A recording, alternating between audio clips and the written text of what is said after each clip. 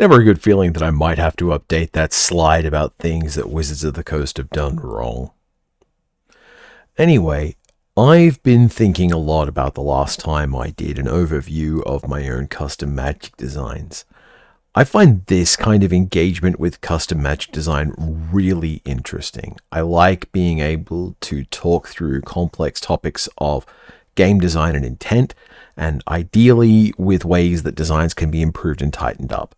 I don't like doing this with unsolicited designs of strangers, and I know that people can have very different boundaries about their designs. If you have a collection of cards you'd like me to look at, like I'm doing with my own designs in this set, please pipe up in the comments and I will happily come and look at your stuff. I'll try and negotiate with you a good and reasonable way to do it. I'm dog sitting at this instance, and it just occurred to me that I have a time where I played with a bunch of dog cards for one of my sets. So, let's look at some dogs. This is not scripted. This is me looking at my own cards for the first time in a couple of years. So there's a chance that I'm going to be surprised by something I see here. Ready? Go. Wayward Howler. It's a red and a white for a 1/2 creature with Skulk. And for one, a red and a white, creatures you control get +1/+0 until end of turn.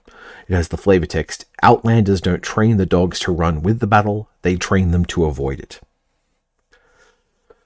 Usurper's Palace was one of my first attempts to make an entire set and to make that set have a coherent flavor and to try and write flavor text on as many cards as I could. Flavor text is so hard. It really is. If you get it right, people don't notice, and if you do a bad job, it makes everything feel bad, sometimes in ways people don't notice. It can be that bad flavor text makes a card's design feel bad, because the flavor contextualizes the mechanics in a way that you weren't expecting. One of the other problems that came up with designing a bunch of dog cards for this set is that I could not find as much fantasy art of dogs as I wanted, which means, as you can see in this art, that's probably a wolf. Anyway, one of the mechanics that I had decided that this set would have is Skulk. I have learned now why Wizards of the Coast have not done a lot with Skulk. It's novel, but the kinds of cards you can put Skulk on where it matters is shallower than you might think. And even though you can do things with Skulk cards that make them a little more interesting, they can almost always be counted on to look pretty similar to one another. Most sets with Skulk will have a Skulk card that can do something to increase its power. Most sets with a Skulk card will have a cheap Skulker that does something on damage, that kind of thing. In this case, I had also been designing for Commander, so some of these cards, common-wise, are going to have powers and values that are probably a little off the board now. I don't really assume that this would be very good in Pauper, but I don't know how many this kind of Anthem effect exist at common for Pauper. And I understand red-white is kind of a problem there already for its reach with artifacts. I don't think this card would be a problem. I actually think its real problem is that it's not exciting enough for anyone who wants it. If you want this card, it's because you want a cool, evasive dog, and it's not that cool, it's not that evasive. I think the principle is that it's meant to like sneak around enemy territory, and then from a position of safety, howl to let people know it's gotten where it's gotten, and that inspires the troops to fight harder.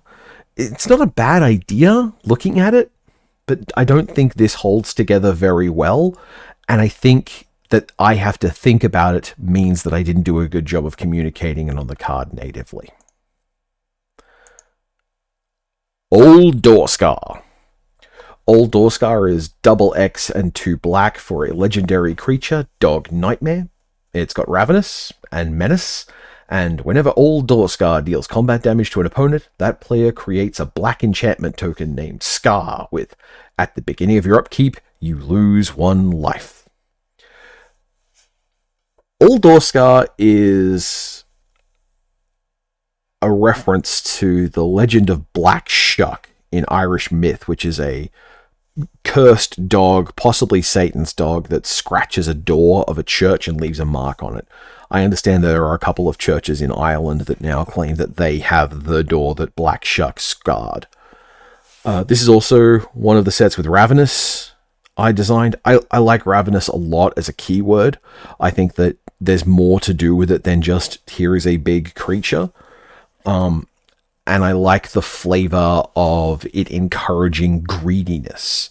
You're never going to cast Old Door Scar for 13 mana. That's ridiculous. But the hypothetical thought that you might does make the card a little more exciting. I don't like this mechanic of inflicting a scar on an opponent with an enchantment that gets worse every turn.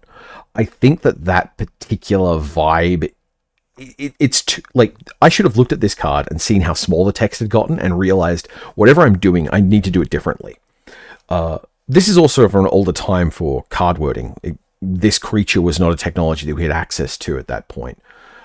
I think that what I would want this card to do is to possibly use something like experience counters, and whenever it dealt combat damage to an opponent, inflict some status on that player that's permanent.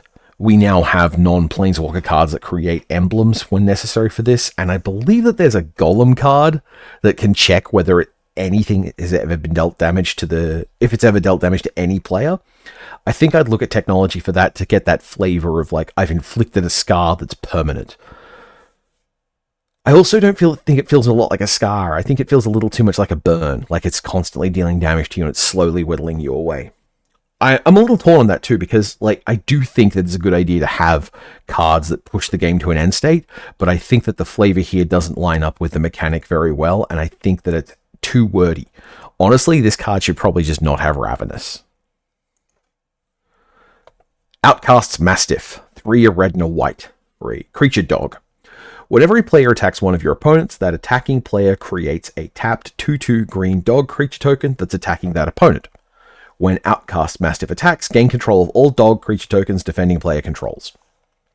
Alright, so this is a example of what I think Anthony Alongi used to call a pigeon card. It gets better the more players there are. It just wants there to be stuff around.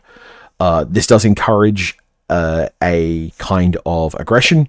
It wants everyone to be attacking to get their free dog tokens, but there's always the threat of getting the dog for free if you get to your turn. That's a really interesting thing, I think, for politicking, and I do think that red and white deserve to have a lot of tools available to them for making that kind of political choice. The idea of, like, you can attack wildly, I won't take dogs this turn. But there's no good way to bind that, and the result might just feel a little too oomphy. Also, it does give you dogs yourself, so if you cast this, then attack with other creatures, you will get a dog. And that's kind of cool. I don't dislike this design as much as I'm normally down on my designs from this era. I think this one works pretty well. I think I haven't been overly ambitious with the power and toughness, but it is very much a commander card. If I was designing for standard or a more thoughtfully designed limited environment, this seems like it's a real horrible experience to deal with. Young Whelp, 1 red for a Skulk Dethrone 1/1. With the flavor text, so wide and broad the domain of the vampire crown that even the dogs hate them. So, that's a Lycanroc. That's not a dog, that's a furry. But it's the art I had, and I felt that the time was pushing in on me, so I resorted to this. I'm not proud of it, I don't like it very much, and I don't think it holds together well, but what I do like is the design of the card. Skulk and Dethrone are, in my opinion now, I want to say bad. They're just bad. I don't like them very much. I don't think that they provide a lot of value, and I think that the kind of card designs they encourage run out really quickly. There's a reason that I don't think we're going to see much of these mechanics ever again, unless Dethrone perfectly captures something, and then we might see it as a special guest mechanic on something. But Chainsaw Insect inspired me a deep love for the 1 mana 1/1 with 2 keywords, and I think that this is a really good example of it. This creature is always looking for someone to snipe at.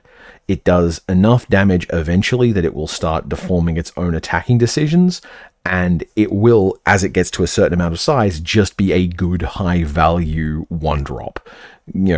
If your 1-drop is attacking as a 4/4 and just because no one could be bothered to do anything about it, that's pretty good. Soglov, Grave Feaster. 1 black for a legendary black dog nightmare. With Soglov can't block, escape, X and triple black, exile X plus 2 other cards from your graveyard. Soglov escapes with Ravenous, and it's a 2/1. Yeah, so this is in the cycle with Old Dorscar. It's another example of a scary dog story from around the world. I think Soglov is a great card. I think that this is all a pretty nice tight package, and I think I avoided the most common mistakes I have, which is that you make a recurring creature, you've got to make a way to keep it from stagnating the game. In this case, it can't block. It starts out as a little puppy, and the art depicts that, but it will eventually scale up into something big and scary. But you do need lots of cards in the graveyard to do that, and you will need to pay mana. The impulse to make Soglov just spend black, like triple black, and then exile X cards was also there, but I avoided that because I felt like it was too much. Especially because then I would need to put in X can't be 0, which adds even more lines of text to the card. I don't like that if I can avoid it. Overall, I think that this design, for all that it's a lot of stuff, is pretty clean, and I like that. Rebel Maskless, 1 blue for a 1/1 changeling with Dethrone, and whenever 1 or more counters are put on Rebel Maskless, draw a card, then discard a card.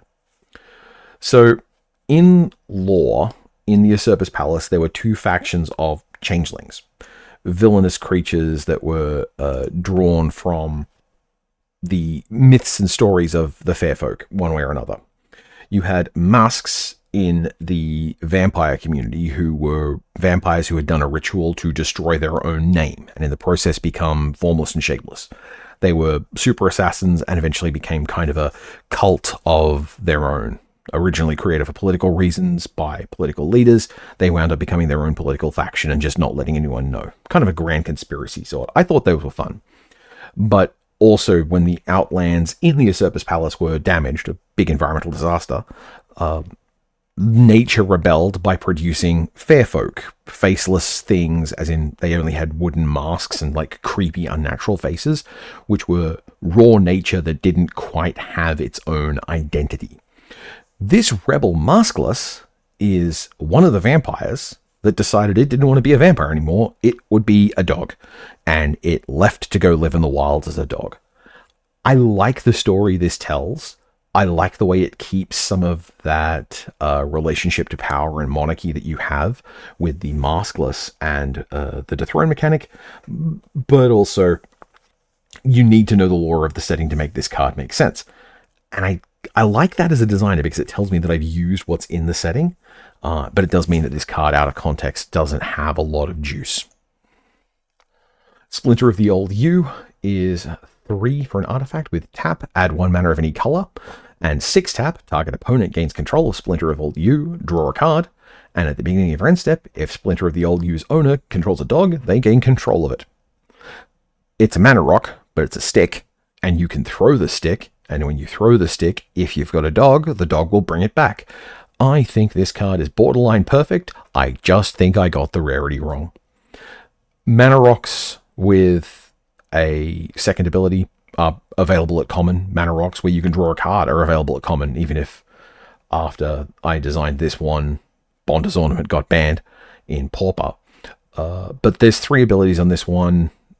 One of them has enough complexity that people misread it, and the name of it coupled with that long worded ability, very confusing.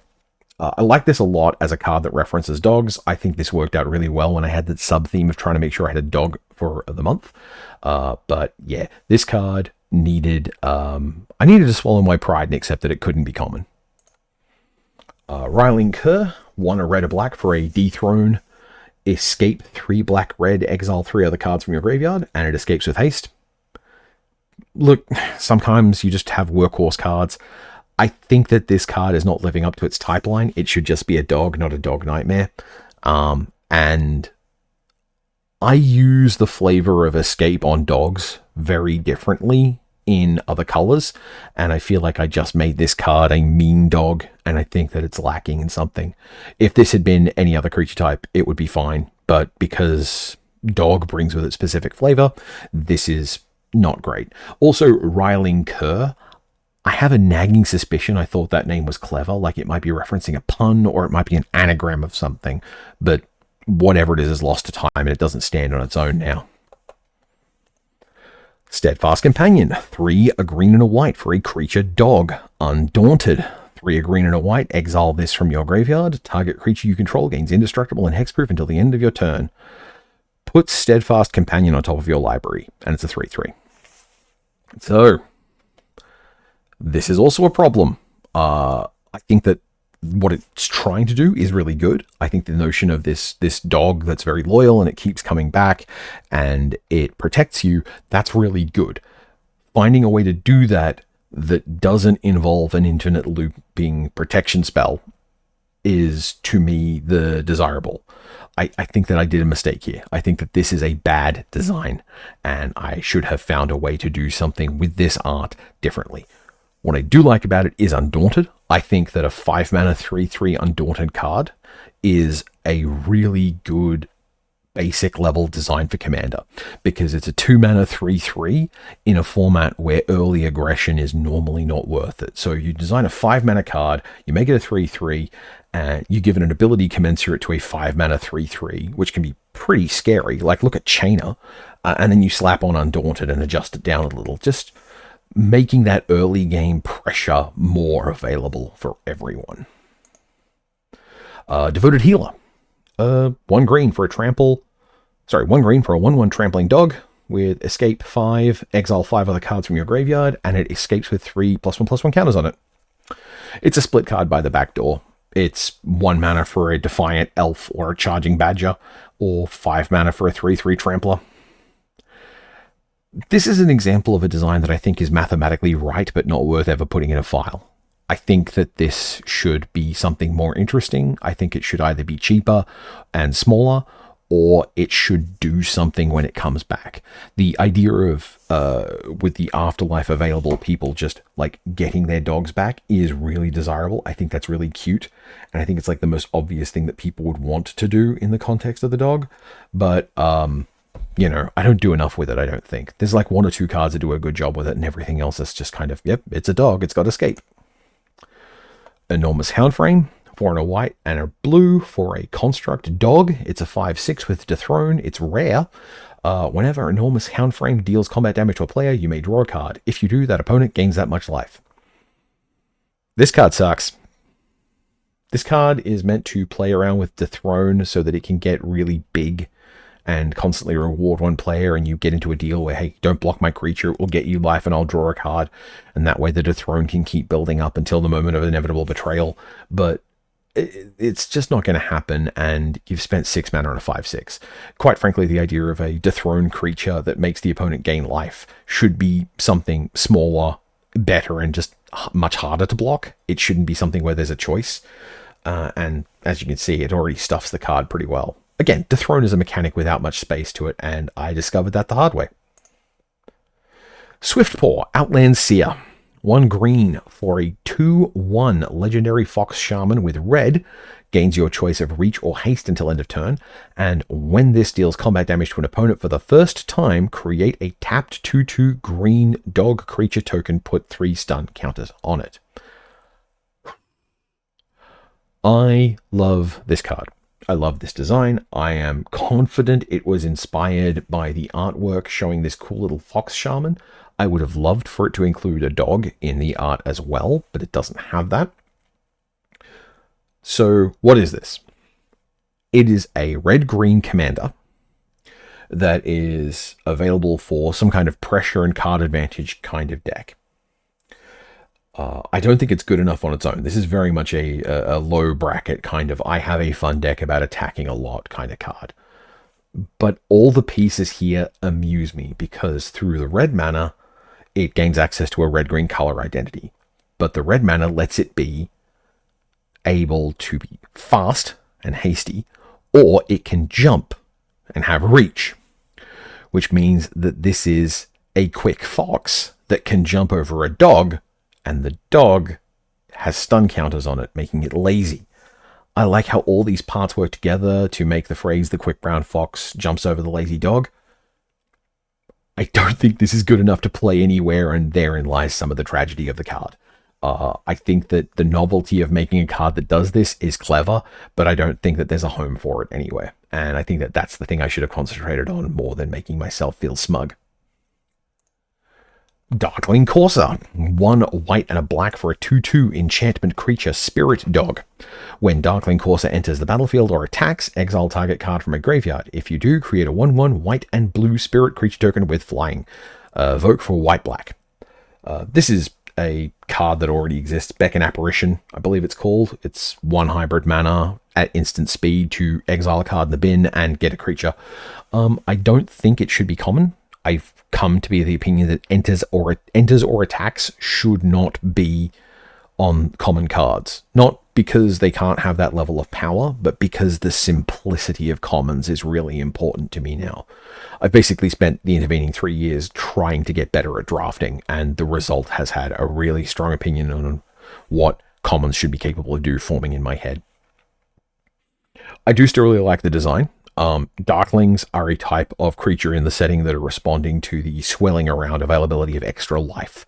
There are these enchantment creatures that are forming around different concepts in white, black, and green, and blue, and to an extent red, but those are the big 3 that get it. And I have a whole bunch of lore about those that maybe I'll come back to when I do another article about the Usurper's Palace. I do still really like this set after all. Bone Barrier.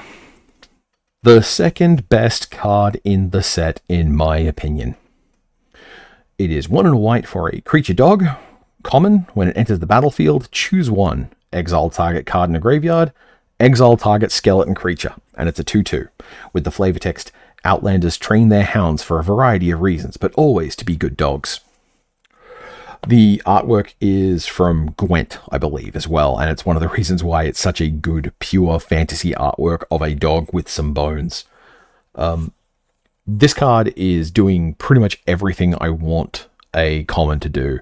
It is doing things in color pie. The body is efficiently costed so that you would put it in a deck if you wanted the effect. It interacts with other mechanics in the color, like you can imagine a white Exile Things deck wanting to have this available. With Lorehold that recently was important in Secrets of Strixhaven, this card would have slotted right in there. And it digs in a graveyard or it eats a skeleton are both things I find really funny. Both things that white can do, and like 2 mana kill a skeleton, get a 2/2 it's pretty cool, but there aren't that many high value skeletons obviously kicking around in the mind. Not saying there aren't any, but like this isn't a 2 mana hose a whole range of commander decks kind of things. This is just a cool, neat card. Again, I think the term that Chainsaw Insect taught me for it is tight. Snowfall Guardian, 3 a green and a white for a 5/3 snow creature dog. As long as it's untapped, it has Ward 4. The Hound stood, staring endlessly at those who would attack, frozen in place. I think this is a mistake. I think that what this card wants to do is to reward a defensive posture. I think that it wants to fight in combat, and I think that what it will largely do is arrive in time to be flown over or swung around. The mechanical line being so clean is good, but I think that this kind of design would be much better if it was just, say, a 4/4 for 4 mana, or even a 5/5 for 5 mana. Making it a 5/3 gives it this weird lopsidedness that encourages a kind of aggression. Taking big chunks out of your opponent but not being able to win fights on the defensive means that you probably want to attack with it, and Ward 4 is massive. I like that a lot on the idea of like While it's untapped, it has Ward 4, so like it's not going to get blown up before you get back to your turn. But once you start attacking with this thing, it is vulnerable. I think that line of text is better on something that has mechanically the flavor of hiding rather than necessarily just something that's very good at being still. Pack raises. I think that's a pun too. 3 a red and a green for a 4/4 haste, vigilance, trample. Other dogs you control have haste, vigilance, and trample. Quote: don't fear an alpha, fear a pack. Alpha dogs aren't a thing. Alpha wolves aren't a thing. That's a misunderstanding of the study, and the people who made the study that said that retracted it. Yeah, this is just a big dumb idiot. I think big dumb idiots are great. I think that big dumb idiot lords are fantastic.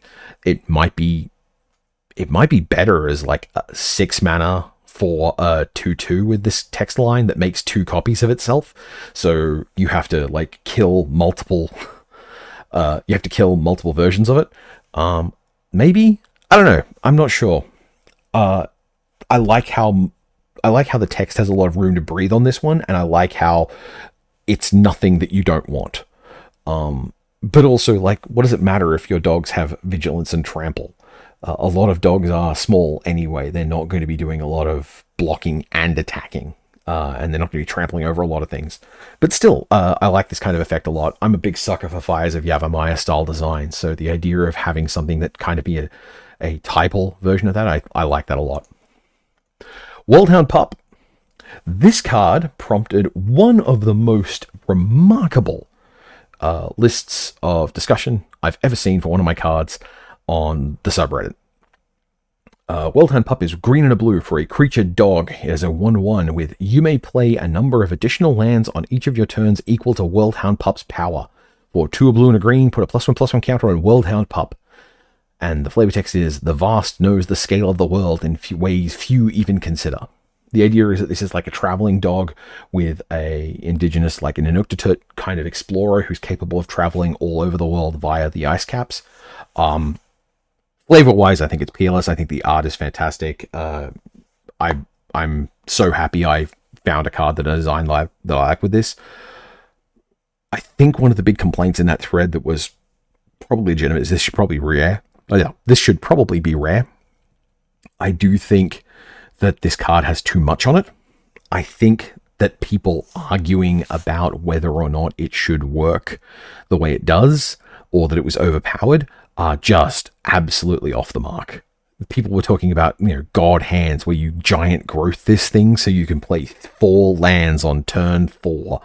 And it's like, that's not actually impressive though, because they're coming out of your hand. You're not advancing a game plan that also wants to have giant growths in the deck. I do think that the putting a +1/+1 counter on it shouldn't be a mana ability. I just don't like it when a mana sink card gives you nothing to do with it. This doesn't actually, like, everything about this card is dependent on other things.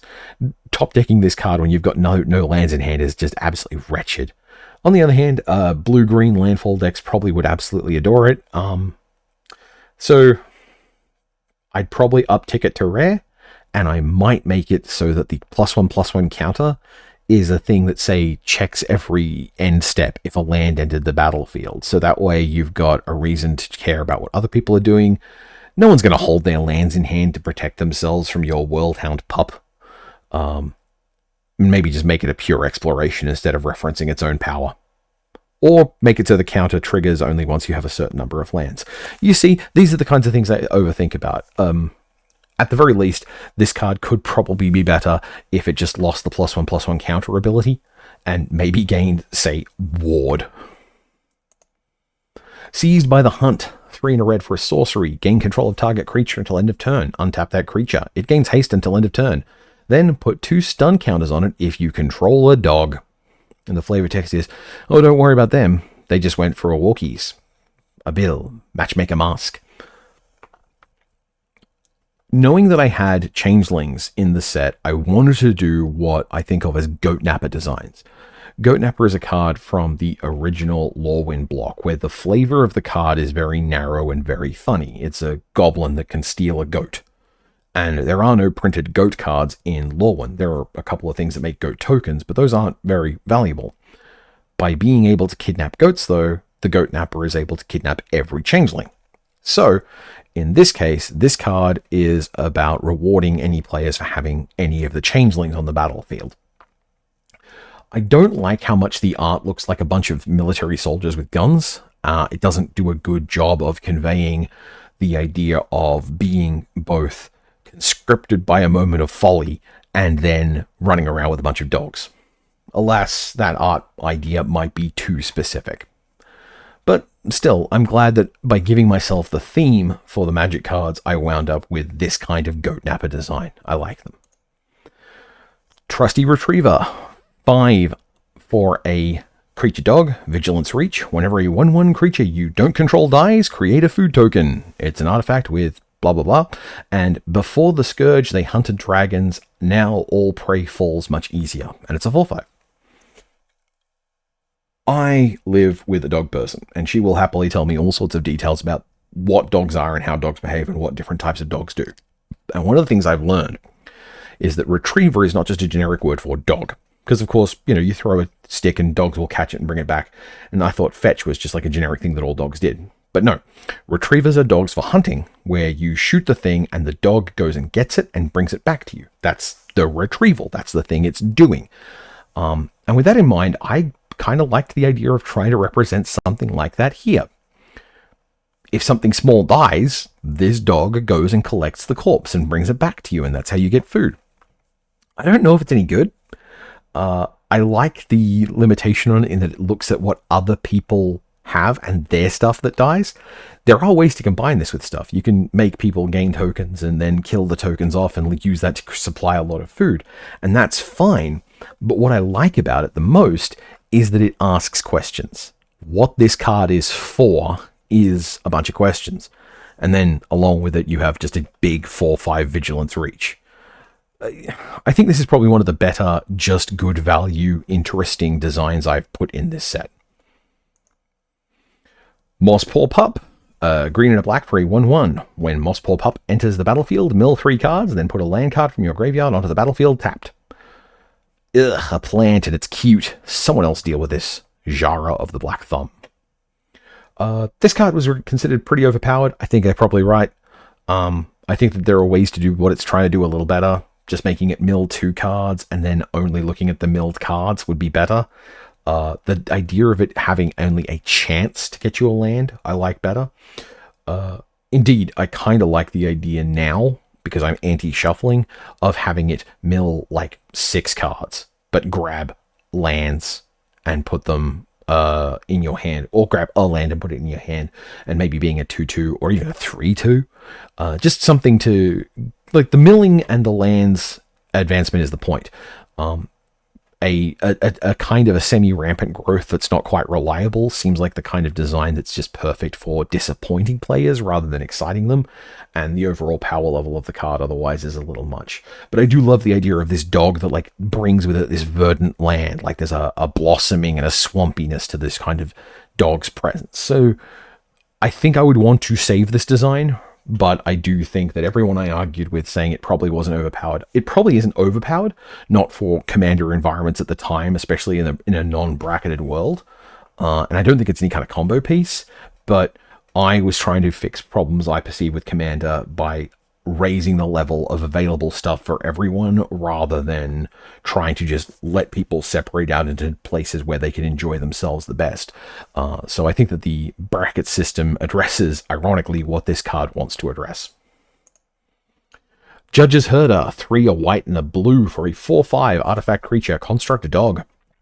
Each creature blocking or blocked by Judge's Herder has base power and toughness 1/1. This is an uncommon. Caddock says no words, but each spirit-herding hound knows that it's a good dog.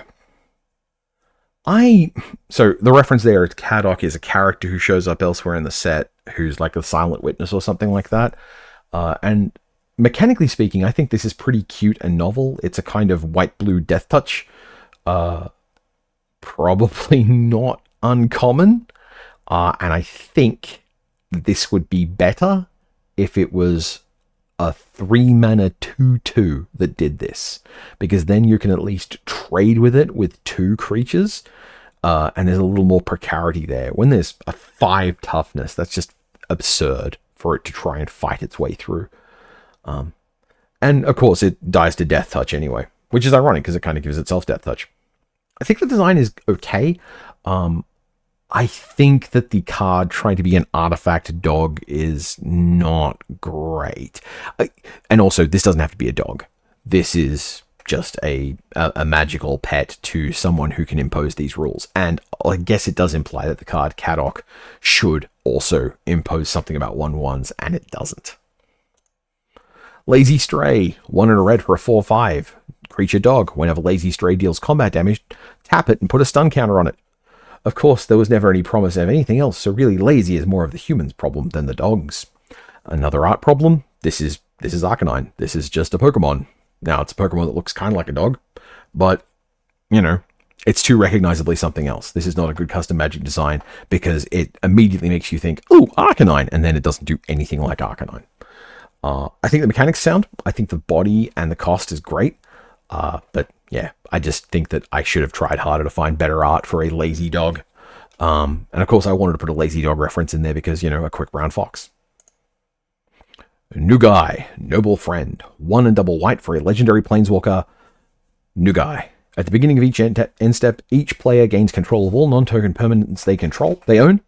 For 0 mana, exile target creature you control and own, then return it to the battlefield with a +1/+1 counter on it. And for -2, exile target artifact or enchantment, and it has escape. 3 and double white, exile 5 other cards from your graveyard, with a starting loyalty of 3. Concept-wise is the idea of a planeswalker dog. What does a planeswalker dog look like? It does. And I do think that I've largely nailed what I wanted here. This is a card that makes everything loyal. Loyalty is important to dogs. That's why it makes sure that everyone gets their stuff back. It wants to go walkies. It takes a creature on a walk and comes back with it. And it can chew on or destroy things. Nugai has no way to increase loyalty because you can't make a dog more loyal. They are just as loyal as they are. So I like that idea, and the idea of it escaping, like the fantasy of a dog returning from the dead, is very powerful. It's a thing that I think everyone who's lost a dog would love. But yeah, this card is just very powerful. And I think it does hit its flavor wins, but also Nugai is just a dog. It's just a dog, and that's all I've got for it. So I think that Planeswalkers work best when they have a strong flavor holding all their mechanics together, and I think that's the case here. But because there's nothing to Nugai except being a dog, there's no subsequent demand for this card to be in this set. Outlands Pack Guard. Double green for a 2/2 human warrior with dogs you control have Ward 2, and it has the adventure Pack Up. X and double white, instant adventure. Create X 2/2 green dog creature tokens. If X is 4 or more, dogs you control are indestructible this turn. This is fine. I think that this is just a really high value, splashy kind of dog lover deck card that isn't as pushed as you might see from a kind of commander card it would be getting later. I think that this card's biggest problem is that it's deliberately awkward. You can use it to immediately protect a lot of dogs, but it only gives them ward. It doesn't make them hexproof. Or you can use it to get a bunch of dogs, and then they are vulnerable until you get the next turn and cast the Pack Guard and give them all ward. I think I was pretty restrained here. The art has the same recognition problem that the Arcanine does. This is art from Mononoke Hime fans. And the result is a card that very much looks like it relates to Mononoke Hime. So that's a bit of a problem. But otherwise, I think I pretty much nailed it on this one.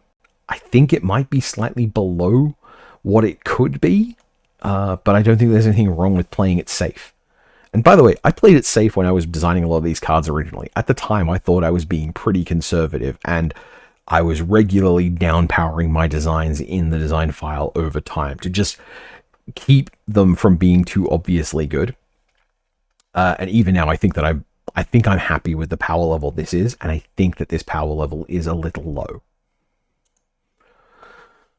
Pax Renewal. 5 red and a green for an instant. Undaunted. Exile all dog cards from your graveyard. Put 2 of them chosen at random into your hand. Put the rest on top of your library in a random order. Where love conquers death, some perfect souls always find their way home. All right. So the art's terrible for this.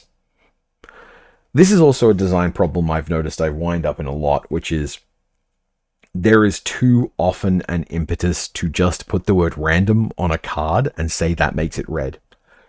I do like the idea of grabbing a card, looking at all the dogs in your graveyard, grabbing one of them at random, getting that into your hand, and then putting the rest on top of your library in a random order. That doesn't feel like it's not red.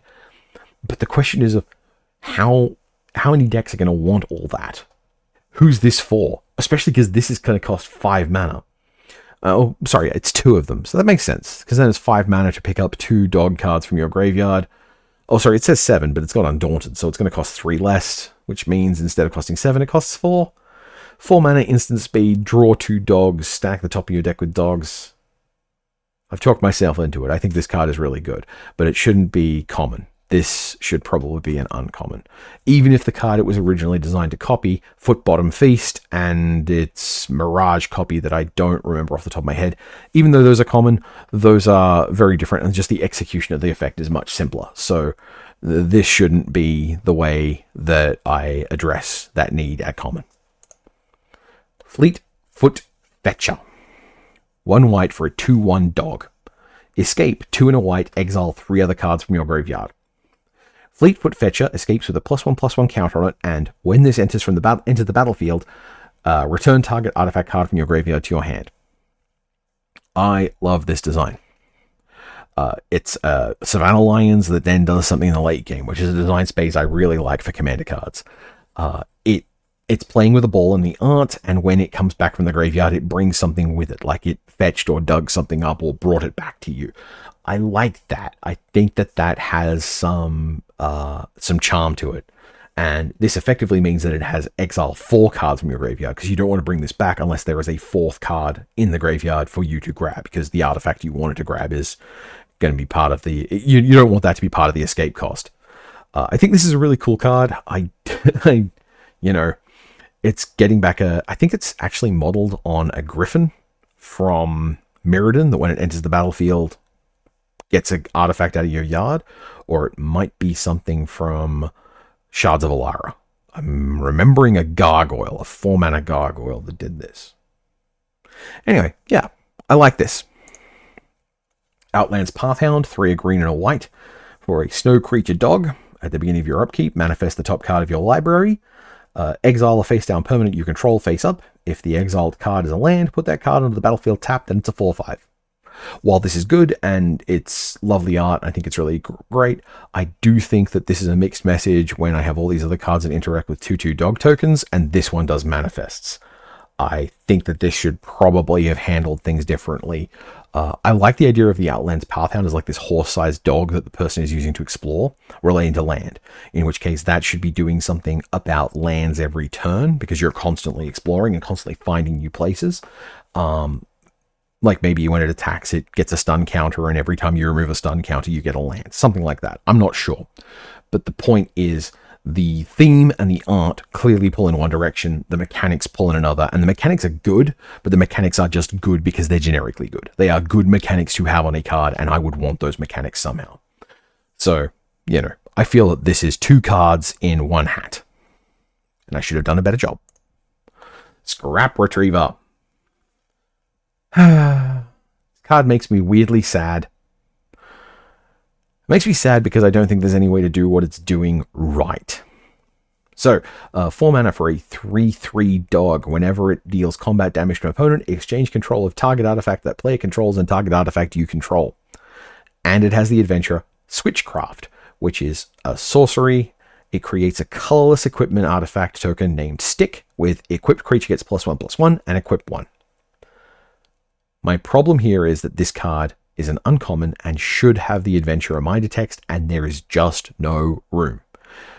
The concept of a card that makes a semi-useless artifact and then hypothetically lets you exchange that artifact because the dog is doing a swap is really fun. I think the name Switchcraft for making a stick is really clever. That's the kind of pun that delights me. But the problem is that it's just too wordy. There's just too much stuff on this card. And I think that I needed to except that this wouldn't work. Maybe it needed to be split into 2 cards. Maybe it could have been a double-faced card with like one side being Switchcraft and one side being the dog. But alas, I will never know. I didn't experiment with self-transforming sorcery MDFCs until the next set, and that's when people got mad at me about them, because they obviously would never do that. Playing Dead, in an attempt to make sure that every color had some representation in the month, I tried to make sure that I wasn't just biasing towards dog cards in red, green, and white, which is why there's the black cursed dogs, and there's the the blue masks. But yeah, this is Playing Dead is a tenuously dog-related thing. Playing dog, 3 a blue and a red. For an instant, choose target spell that targets a creature you control. Create a token copy of that creature, then change that spell's target to the token copy. Exile the token at the beginning of the next end step. Quinn's addiction to elaborate plots extends even to the games they permit in the casino. So this is silly. This is very, very silly because it costs 5 mana to effectively counter-target spell that targets a creature you control, get some benefit. This should cost 2 mana. Or if it costs 5 mana, it should be Undaunted, just to keep it from being overpowered in some place like Legacy. I like Playing Dead. I think the mechanic is cute. You're effectively letting someone kill one of your creatures, but only the other one. And there can be fun interactions with that, like cards that are indestructible when the turn they enter the battlefield, or cards that are hexproof the turn they enter the battlefield. That's pretty fun. Though I'll have to double check with a judge if you create a hexproof token, or if you create a token that should be hexproof when it arrives, does that stop the target changing happening, or does it counter the kill spell on whole? Don't know. I think it might fail. Anyway. Fang Corsa, 1 and a white. For a 1/3, dog creatures you control have indestructible. Undo Tragedy is its sorcery adventurer, which returns all dog cards from your graveyard to your hand. I think this should probably have been the only dog lord in the set. I think having effectively 3 versions of this effect with the pick up all your dogs from the graveyard card and the other pack-making dog, I feel that those all got a little confused. I think that a mirrored pair of a green lord with a white adventure and a white lord with a green adventure that both cared about dogs isn't terrible, but I feel that they are a little too similar and they're a little muddied. I also think that Undo Tragedy should probably be a prepare spell now that we have that technology. The idea that this card actually exists on the battlefield is already present, and it cares about dogs, so it will get the dogs back for you. And finally, At Times of Dinner, it's a saga for 1 white with 1, create a food token, and 2, if you control a food token, create a 2/2 green dog creature token. It's a common. The sagas in Usurper's Palace all cared about having a preposition at the start of their name, and that's a kind of grammar nerd thing that only I think I care about. It appeals to me so much. I love the story this thing tells. You get some food and suddenly a dog shows up. Like, oh, is it dinner time? I find this so delightful. It makes me happy. The art is beautiful. And it is something else I like, which is a good way to design a 1 mana 2/2 creature in white that isn't just as simple as this enters tapped. It creates a lot of material. I understand that for people who care about artifact and body counts, again, in Pauper, this is apparently a bit much, so I would trust their judgment on that. But yeah, that's the dogs of the Usurper's Palace, a set I did in 2023. I hope you can appreciate the learning experience, and I think I've gotten better since then. So thank you very much for coming along. And again, if you'd like me to look at your cards this way, please let me know, and I will do what I can to do so in a respectful and fun manner for everyone.